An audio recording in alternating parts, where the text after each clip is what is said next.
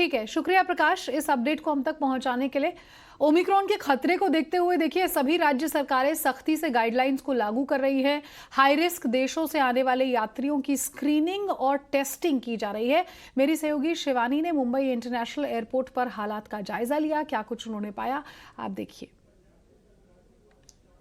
जो ultra risk countries से आ रहे हैं जहां पर ओमाइक्रॉन के केसेस बढ़ रहे हैं, उन लोगों को 7 दिन के इंस्टीट्यूशनल क्वारंटीन में रहना होगा, जिसके बाद उनकी टेस्टिंग होगी और फिर वो 7 दिनों के लिए होम क्वारंटीन में रहेंगे। इसके अलावा जो लोग डोमेस्टिक लाइन से आ रहे हैं, यानी कि देश के भीतर ही जो लोग ट्रैवल कर रहे हैं, उन्हें अपनी आरटीपीसीआर नेगेटिव रिपोर्ट लानी होगी या फिर फुल्ली वैक्सीनेटेड सर्टिफिकेट लाने होंगे। फिलहाल एयरपोर्ट की तस्वीरों के जरिए मैं आपको बता दूं कि कुछ वक्त पहले ऐसी रिपोर्ट्स आ रही थी कि एयरपोर्ट पर केओस की सिचुएशन है, भीड़भाड़ काफी ज्यादा है, लेकिन अब एयरपोर्ट अथॉरिटीज द्वारा उनमें सुधार लाए गए हैं, जहां पर आप देख पाएंगे कि एक स्मूथ फंक्शनिंग जो है यहां पर देखने को मिल रही है। पैसेंजर्स नॉर्मली आ रहे हैं। हालांकि ये जानकारी भी दी गई है कि जो डोमेस्टिक पैसेंजर्स अपनी आरटीपीसीआर की रिपोर्ट नेगेटिव नहीं लाए हैं या वो फुल्ली वैक्सीनेटेड नहीं है, उनके पास सर्टिफिकेट नहीं है, तो एयरपोर्ट पर ही उनकी टेस्टिंग जो है वो की जा रही है, जिसके बाद उनकी रिपोर्ट आने के बाद ही उन्हें एयरपोर्ट से बाहर निकलने दिया जा रहा है। फिलहाल देखना ये होगा कि ओमिक्रॉन के जहां पर कर्नाटका में 2 केस हैं और एयरलाइंस की जब गाइडलाइंस इतनी ज्यादा अब स्ट्रिक्ट कर दी गई है, तो इसके बाद किस तरह से जो पैसेंजर्स हैं इसे फॉलो करते हैं और ओमाइक्रॉन को मुंबई, महाराष्ट्र, देश के अन्य कोने पर पहुंचने से रोकते हैं। आप लोगों के आरटीपीसीआर चेक हो रहे हैं या फिर फुल्ली वैक्सीनेटेड, कैसे अंदर का प्रोसीजर हो रहा है? नहीं, सब चेक हो रहा है और जिनके पास नहीं है उनकी आरटीपीसीआर करवा के ही आगे भेज रहे हैं। स्मूथली हो रहा है या फिर भीड़ भाड़ है वहाँ? नहीं, बहुत स्मूथली हो रहा है। अंदर किस तरीके से टेस्टिंग हो रही है, क्या क्या पूरा प्रोटोकॉल फॉलो करना पड़ रहा है? क्या सब चेकिंग हो रही है। सब चेकिंग हो रही है। जिसके बाद आरटीपीसीआर रिपोर्ट है वो उसको ही जाने दे रहे। और देखिए कर्नाटक की अगर बात करें तो ओमिक्रॉन के 2 मामले सामने आने के बाद राज्य सरकार जो है वो एक्शन में आ गई है। राज्य के मुख्यमंत्री बसवराज एस बोम्मई आज एक हाई लेवल मीटिंग करने वाले हैं। वहीं ओमिक्रॉन पॉजिटिव 2 लोगों के संपर्क में आए 5 लोगों का कोविड टेस्ट पॉजिटिव आया है। कर्नाटक से स्वास्थ्य मंत्री के मुताबिक इनके कॉन्टैक्ट में आए लोगों की ट्रेसिंग की जा रही है, लेकिन इनमें से कुछ लोगों ने अपने फोन स्विच ऑफ कर दिए हैं। उन्होंने इन लोगों से जिम्मेदार रवैया अपनाने की अपील की है। We will track them. We have tracked earlier, we have tracked hundreds and thousands of people. Our police is very equipped, experienced. They know how to trace. They have done a phenomenal job last year in both the waves. I'm sure that they will track 10 people. Tracking them is not going to be an issue. We'll definitely track them. But I would like to appeal to all those people to behave responsibly, because you don't have the freedom. You don't have. You should be ethical in your behavior. You can't switch off because you are positive and spread to your near and dear ones and the people whom you do not know. So this will be unethical on anybody's part. So I request and I appeal all of them to behave more responsibly, more maturely.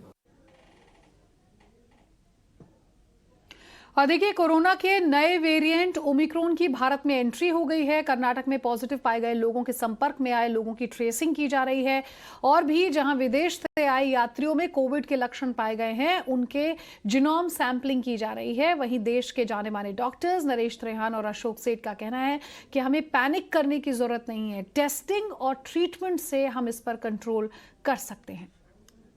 जो word use होता है वो बड़ा loosely use करते हैं। Panic का मतलब है संतुलन। संतुलन बिल्कुल नहीं खोना चाहिए, क्योंकि अगर जो संतुलन खो गया तो आप इधर उधर भागोगे पैनिक में, तो उसका तो कोई फायदा नहीं है।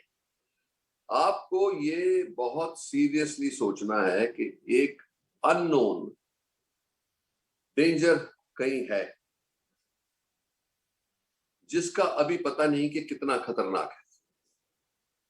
हमें अपना इंटेलिजेंस यूज करना है कि अगर जो हम क्यों चांस ले, इसका मतलब हमें अपने आप को प्रोटेक्ट करने के लिए कुछ ही चीजें करनी है। एक तो एज ए गवर्नमेंट हमें ये, क्योंकि पता है कि ये हमारे यहाँ से पैदा नहीं हुआ, ये भारत से आ रहा है, तो इसको अब जितने लोग ट्रैवलर्स आ रहे हैं उनको बहुत बहुत केयरफुली मॉनिटर किया जाए। उनके टेस्ट हो, आरटीपीसीआर ऑन अराइवल हो, उनको होम आइसोलेशन में डालें, क्वारंटीन में डालें, जो भी कुछ करना है एज ए उसके सब मेथोडोलॉजी तैयार है, इसमें कोई नई बात नहीं है क्योंकि हमने पहले भी किया था। वो करके अगर जो हम इसको कंट्रोल कर लेंगे तो इसका मतलब ये है कि सर्वेलेंस में बहुत जरूरी है। फिर टेस्ट, ट्रीट, ठीक है, and isolate between that, test करते ही आइसोलेट करना है। तो अगर जो हम ऐसी इफेक्टिवली करेंगे तो इसका इफेक्ट जो है हमें कंट्रोल कर सकते हैं आज के दिन भी। क्या ये वायरस जिसको वैक्सीनेशन लगा हो या जिसको इम्यूनिटी पहले हो चुकी है वायरस के पहले कोविड की वजह से, उनको भी इन्फेक्ट कर सकता है? तो वो भी बात अभी क्लियर नहीं है। तो दो इंपॉर्टेंट बातें अब तक क्लियर नहीं है। सीवियर इन्फेक्शन करता है कि नहीं, ये क्लियर नहीं है। वैक्सीन जिनको लगी है उनको भी इन्फेक्ट कर सकता है, ये भी बात क्लियर नहीं है। और अगले 2-3 हफ्तों में ये बातें पता चल जाएंगी, बट अब तक यही लगता है कि ये माइल्ड इन्फेक्शन करता है। तो इसलिए अभी यही कहूंगा कि वेरिएंट्स आते रहेंगे वायरस के, हमें घबराना नहीं है। ये कॉशन की सिचुएशन है, कैलेसनेस की नहीं है।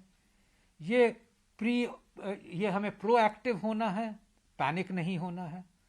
और सबसे बेस्ट तरीका तो है कि अगर हमने ये कोविड अप्रोप्रिएट बिहेवियर रखा है, जैसे कि आपने भी मास्क पहना है, मैंने भी मास्क पहना है, मैंने N95 पहना है, डबल मास्किंग की हुई है, और हम सोशल डिस्टेंसिंग मेंटेन करते हैं, तो हम किसी भी तरह के वेरिएंट से अपने आप को बचा सकते हैं।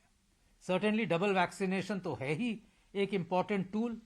तो ये जो पैरेलल में अगर हम करें कि डबल वैक्सीन भी करा लें और साथ में कोविड अप्रोप्रिएट बिहेवियर, मास्किंग और सोशल डिस्टेंसिंग रखें, तो फिर ये भी वेरिएंट पास ऑन हो जाएगा।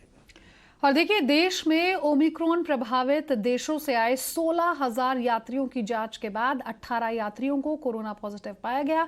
केंद्रीय स्वास्थ्य मंत्री मनसुख मंडाविया ने ये जानकारी दी है। इन सभी का सैंपल जीनोम सीक्वेंसिंग के लिए भेजा गया है। वहीं कोरोना के नए वेरिएंट ओमिक्रॉन को लेकर केंद्रीय स्वास्थ्य मंत्रालय का कहना है कि ऐसा कोई प्रमाण नहीं मिला है जिससे ये कहा जा सके कि मौजूदा वैक्सीन ओमिक्रॉन पर कारगर नहीं है। मंत्रालय के मुताबिक कुछ म्यूटेशन वैक्सीन के असर को कम कर सकते हैं।